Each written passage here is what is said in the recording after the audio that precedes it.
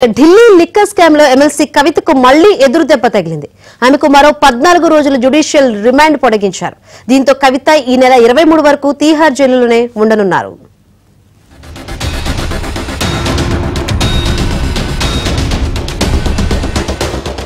కవిత judicial custody ముగియడంతో ED ఆమెను CBI ప్రత్యేక కోర్టులో హాజరుపరిచింది. కవిత బయట ఉంటే కేసు దర్యాప్తు ప్రభావితమవుతుందని జ్యుడిషియల్ కస్టడీ పొడిగించాలని ఈడీ అధికారులు కోర్టును కోరారు. దీంతో ఆమెకు 14 రోజుల జ్యుడిషియల్ రిమాండ్ విధించారు. కవితను 2 నిమిషాలు మాట్లాడేందుకు అనుమతివ్వాలని ఆమె తరపు న్యాయవాది కోరారు. అయితే జడ్జి కావేరి బవేజా కవిత నేరుగా కోర్టులో మాట్లాడేందుకు నిరాకరించారు. కాగా నేరుగా మాట్లాడేందుకు నిందితురాలికి హక్కు ఉంటుందని కవిత తరపు లాయర్ వాదించగా అప్లికేషన్ వేసుకోవాలంటూ జడ్జి కావేరి బవేజా సూచించారు. పైగా ఎందుకు పదే పదే ఆమె మాట్లాడాలి అని పట్టుబడుతున్నారు అని అసంతృప్తి వ్యక్తం చేశారు. ఆమె తరపు న్యాయవాదిగా వకాలత్ చేయాలని సూచించారు.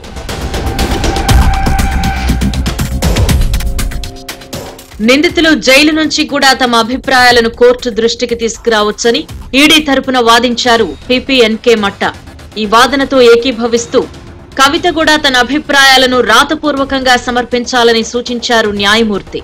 జైలు నుంచి ఆమె అభిప్రాయాలు రాతపూర్వకంగా తెలిపేందుకు కోర్టు అనుమతి ఇచ్చింది. అటు కోర్టు హాలులో భర్త మామ కవితను కలిశారు.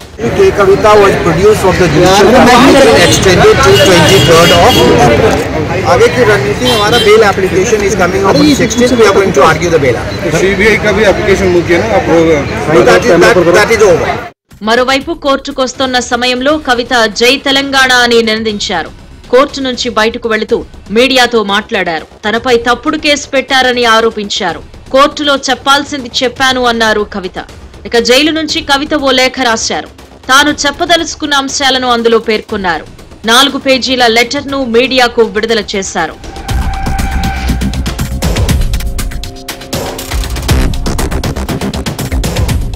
లిక్కర్ కేసుతో తనకెలాంటి సంబంధం లేదన్నారు కవిత. దర్యాప్తు సంస్థలు ఆరోపిస్తున్న విధంగా ఎలాంటి ఆర్థికపరమైన లాభం చేకూరలేదన్నారు. లిక్కర్ కేసులో తాను బాధితురాలిని అని 2 ఏళ్ల నుంచి కేసు విచారణ ఎటూ తేలడం లేదని కవిత లేఖలో వెల్లడించారు. మీడియా ట్రయల్ ఎక్కువ జరుగుతోందన్నారు. సిబిఐ, ఈడీ ఇన్వెస్టిగేషన్ కన్నా మీడియా విచారణ ఎక్కువగా జరుగుతోందని ఆందోళన వ్యక్తం చేశారు.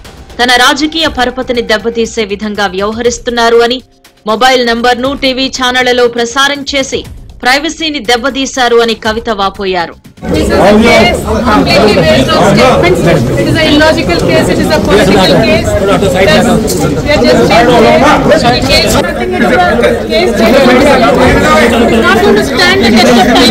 నాలుగు సార్లు విచారణకు హాజరయ్యానని, బ్యాంకు వివరాలు సైతం ఇచ్చి విచారణకు అన్ని విధాలుగా సహకరించాను అని కవిత చెప్పారు.